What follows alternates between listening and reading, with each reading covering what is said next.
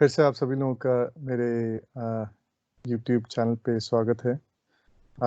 आज जो है फोकस एक स्पेसिफिक टेक्नोलॉजी पे होगा, जिस टेक्नोलॉजी को यूज़ करके आप लोग इफ़ेक्टिव और बेटर ईमेल्स लिख सकते हैं। और सिर्फ ईमेल ही नहीं, अगर लेट्स से आप कुछ भी लेटर लिख रहे हैं या लेट्स से कोई निबंध या ऐसे लिख रहे हैं या कोई कविता भी लिख रहे हैं, तो आप इस स्ट्रैटेजी को यूज़ करके आप ये इंश्योर कर सकते हैं कि आपने जो लिखा है वो अच्छा लिखा है या उसमें कुछ इम्प्रूवमेंट किया जा सकता है या उसकी लैंग्वेज, उसकी भाषा थोड़ी चेंज की जा सकती है। तो बहुत ही सिंपल मेथड है। और इस मेथड में क्या करना है, पहले तो लिखना है, क्योंकि पहले तो कंटेंट होना चाहिए पढ़ने के लिए। तो पहला स्टेप ये है कि आप कंटेंट लिख लीजिए, और उसके बाद जब कंटेंट लिख लिया तो उसको पढ़ना है। और सेकंड स्टेप ये है कि उसको ज़ोर ज़ोर से पढ़ना है। एक तो है कि मन में पढ़ना होता है, और दूसरा है कि उसको ज़ोर ज़ोर से पढ़ना है, क्योंकि जब उसको ज़ोर से पढ़िएगा तो उससे क्या होगा कि आपका दिमाग जो है थोड़ा ज़्यादा अलर्ट रहेगा। और अगर आपने कोई ग्रामेटिकल एरर्स किए हैं या आपने कहीं कोई गलती की है या आपको लगता है कहीं कुछ इम्प्रूवमेंट हो सकता है, तो आपका दिमाग उस हिसाब से ज़्यादा अलर्ट रहेगा। लेकिन कभी कभी ये पॉसिबल नहीं हो पाता है।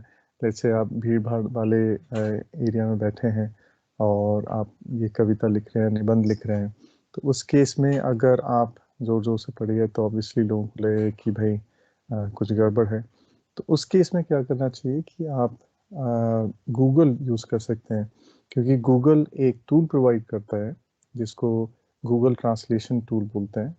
और उस टूल से क्या है कि आप एक भाषा से दूसरे भाषा में कंटेंट को ट्रांसलेट कर सकते हैं। जैसे आपने इंग्लिश में कुछ लिखा, तो एक सेक्शन में आप कुछ इंग्लिश में कंटेंट लिखें और उससे हिंदी में वो जो है ट्रांसलेट हो जाएगा।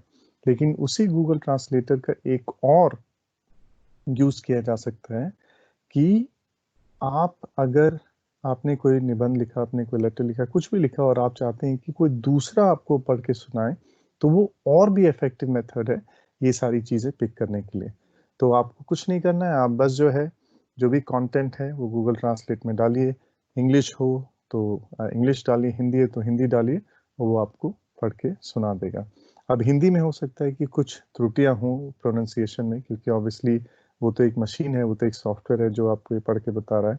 लेकिन इंग्लिश में आपको जो है प्रॉपर प्रोनाउंसिएशन मिलेगी, और आप ये यूज़ करके अपना अपनी लैंग्वेज पे अपनी पकड़, अपनी कविता, अपनी कहानियाँ को और इम्प्रूव कर सकते हैं।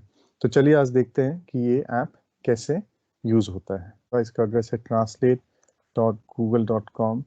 अब देखिए यहाँ पे पहले ही आपको जो है, आप देख रहे होंगे कि यहाँ पे बेसिकली दो बॉक्सेस हैं। तो एक साइड इन्होंने यहाँ दिया है डिटेक्ट लैंग्वेज, और ये तीन जो है ऑप्शंस दे दिए हैं। और दूसरे साइड जो है, जो भी आप लिखेंगे उसका यहाँ पे ट्रांसलेशन हो जाएगा। तो जैसे अगर इंग्लिश में कुछ लिखें हम, I am a good boy, और यहीं अगर आपको लेट्स से हिंदी में ये ट्रांसलेट करना हो, तो यहाँ एक ड्रॉप डाउन मेन्यू है जिसमें आप जाके हिंदी ऑप्शन चूज़ कर सकते हैं। तो जैसे I am a good boy है, तो इसका इन्होंने ट्रांसलेशन कर दिया, मैं एक अच्छा लड़का हूँ।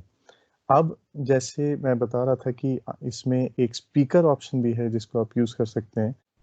तो आपको ये सुनाई आवाज़ I am सुनाई a दी good होगी, I boy. Am a good boy. और यही अगर हिंदी में चलाएं तो देखते हैं, मैं एक तो अच्छा इतना बुरा लड़का नहीं है, हूँ। मैं एक अच्छा लड़का हूँ। इन्होंने अच्छे से प्रोनाउंसिएशन किया। और चूंकि ये सॉफ्टवेयर हमेशा इम्प्रूव करते रहते हैं, तो आप पूरी की पूरी कविता भी हिंदी या इंग्लिश में लिख के एक थर्ड पर्सन का आप थर्ड पर्सन को सुन सकते हैं, आपकी कविता, कहानियाँ